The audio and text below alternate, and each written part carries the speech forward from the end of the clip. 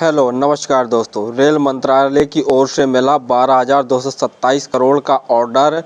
Make in India के तहत 20 वर्षों में 15,40,000 रेल पहियों की आपूर्ति करनी होगी। तो जानने ले रहे हैं खबर को विस्तार से कि किस कंपनी को टेंडर मिला है 20 वर्षों में 15,40,000 पहिए की आपूर्ति करना है। तो भारतीय रेलवे ने जो ये टेंडर दिया है रामकृष्ण फॉर्जिंग्स कंपनी को ये टेंडर दिया है। और ये देखा जाए तो बीते शुक्रवार को ही 10% से ज़्यादा इसके शेयर चढ़ गए थे। तो जैसा आप जानते ही होंगे कि आत्मनिर्भर भारत के तहत जो रेल पहियों की आपूर्ति के लिए और पहियों के निर्माण के लिए रेल मंत्रालय ने इस रामकृष्ण फॉर्जिंग्स कंपनी को बहुत बड़ा ऑर्डर दिया है। रेल मंत्रालय की ओर से मिले 12,227 करोड़ के ऑर्डर के तहत रामकृष्ण फॉर्जिंग्स कंपनी को 20 वर्षों में 15,40,000 रेलवे के पहियों की आपूर्ति करनी होगी। और मित्रों बता दें कि इससे पहले जो रेलवे के पहिए होते थे वो विदेशों से आयात किए जाते थे। और देखा जाए तो जो रामकृष्ण फॉर्जिंग्स कंपनी है ये एक स्मॉल कैप कंपनी है और इसकी स्थापना 1921 में हुई थी। रामकृष्ण फॉर्जिंग्स कंपनी के अन्य क्लाइंट भी है, जैसे देख लिया जाए तो Tata Motors, Ashok Leyland, VE Commercial, Daimler, Volvo और DAF, Scania MAN, UD Trucks और भी फोर्ड देख लिया जाए तो और भी कंपनियां हैं जिनके ये सामानों की आपूर्ति करती है। चलिए अब हम जाने ले रहे हैं इसके प्रोडक्ट। इनके प्रोडक्टों में हम देख लेते हैं तो जैसे यहाँ पे ये दिख रहा है हमारा आई बीम हुआ और आई बीम के साथ में ये क्रैंक सॉफ्ट इसका निर्माण भी करती है। क्रैंक सॉफ्ट के साथ में कनेक्टिंग रॉड और इस प्रकार से अन्य उपकरणों का ये निर्माण करती है। और भी देखा जाए तो जितना ये आप स्क्रीन में देख पा रहे हैं इन सभी का निर्माण करती है। तो सभी के अलग अलग भिन्न भिन्न नाम है। चलो एक दो नाम हम और देख ले रहे हैं। जैसे इसको ओपन करके देखते हैं तो इसका नाम रिंग गियर कैरियर है। और इसके पहले देखे ले रहे हैं तो ये हमारा काउंटर वेट है।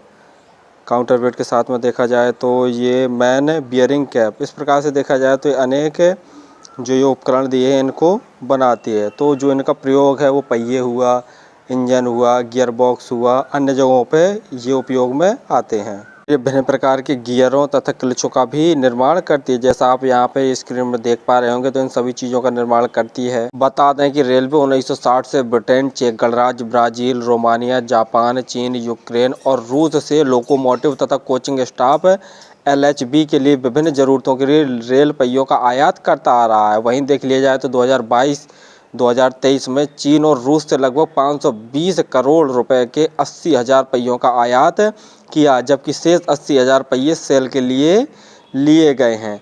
रेलवे में ज़्यादा हाई स्पीड ट्रेनों के शामिल होने के कारण 2026 तक पहियों की आवश्यकता 2 लाख तक पहुंचने का अनुमान है। भारत सरकार ने मेक इन इंडिया तथा आत्मनिर्भर भारत के तहत जो रामकृष्ण फॉर्जिंग्स लिमिटेड को ऑर्डर दिया है वो बहुत कहीं ना कहीं सही निर्णय लिया है। इससे हमारे देश की अर्थव्यवस्था और देश की कंपनियों को ग्रो करने का चांस मिलेगा। कंपनी देखा जाए तो screw coupling, drag gear assembly, spinner assembly, hanger block, hanger side frame और रेलवे कोच वैगन के विभिन्न अन्य फोर्सेज आइटम का निर्माण करती है। फंडामेंटल जानने से पहले आप हमारे चैनल को सब्सक्राइब जरूर करें ताकि आपको समय समय पर शेयर मार्केट संबंधी जानकारी, आईपीओ संबंधी जानकारी और रिजल्ट संबंधी जानकारी समय समय पर मिलती रहे। चलिए अब जाने ले रहे हैं कंपनी के फंडामेंटल। कंपनी का मार्केट कैप देखते हैं तो 4,992 करोड़ का कंपनी का मार्केट कैप है। स्टॉक का पी 19.6 और इंडस्ट्री की पी 16.8 है, यानी ठीक ठाक प्राइस में अभी हमें शेयर मिल रहा है। आरओसी देखते हैं तो 15% है, आरओई 20.8%, यानी आरओसी आरओई दमदार हैं।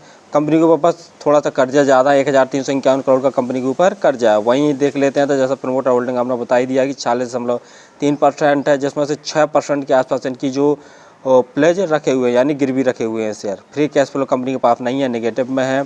वहीं देखे ले रहे हैं ये कंपनी डिविडेंड भी थोड़ा सा देती है, 0.48% जैसा। और कंपनी को प्रॉफिट आफ्टर टैक्स देखते हैं तो 255 करोड़ का प्रॉफिट हुआ है। वहीं अब देख ले रहे हैं पिछले कुछ सालों का रिजल्ट उठा के तो देख ले रहे हैं 2011 में नेट सेल्स 409 करोड़ का था। वहीं 2017 में देखते हैं तो 81 करोड़ का, 18 में 1435 करोड़ का, 19 में 1807 करोड़ का। लेकिन 2020 में जानते हैं कोविड आ गया था, जिसके कारण नेट सेल्स घटा है। 21 में भी कोविड वाला ही मामला था तो नेट सेल्स घटा, और मार्च में फिर से इसका नेट सेल्स ने बम्पर जंप मारा। देखा जाए तो 2285 करोड़ का नेट सेल्स हुआ है कंपनी का। वहीं अब हम देख ले रहे हैं नेट प्रॉफिट 2011 की बात करते हैं तो 22 करोड़ का नेट प्रॉफिट था। वहीं देख ले रहे हैं कोविड की टाइम की अगर हम बात करें ले रहे हैं तो 2020 में देख ले रहे हैं तो 10 करोड़ का नेट प्रॉफिट, 21 में 28 करोड़ का नेट प्रॉफिट, और 2022 की बात करते हैं मार्च 2022 तो 206 करोड़ का नेट प्रॉफिट कंपनी को हुआ था। अब हम देख ले रहे हैं बैलेंस शीट यानी पिछले कुछ सालों का कर्जा। मार्च 2011 की बात करते हैं तो 199 करोड़ का कंपनी के ऊपर कर्जा था, तो कंपनी का कर्जा धीरे धीरे बढ़ता गया। मार्च 2022 की बात करते हैं तो 1604 करोड़ का कर्जा था, लेकिन सितंबर 2022 में कंपनी ने कर्जा कम कर लिया, जिसके कारण हमें शेयर में काफ़ी जंप देखने को मिला। 1351 करोड़ का कंपनी के ऊपर कर्जा बचा है।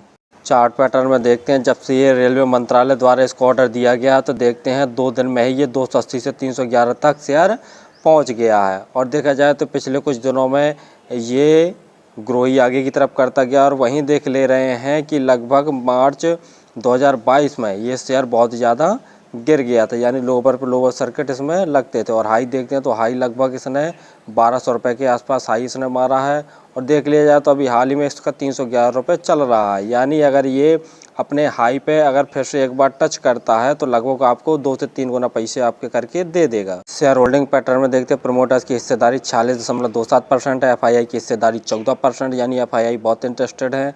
और म्यूचुअल फंड की भी हिस्सेदारी ठीक ठाक है 3.31%। इंश्योरेंस कंपनियों की हिस्सेदारी नहीं है।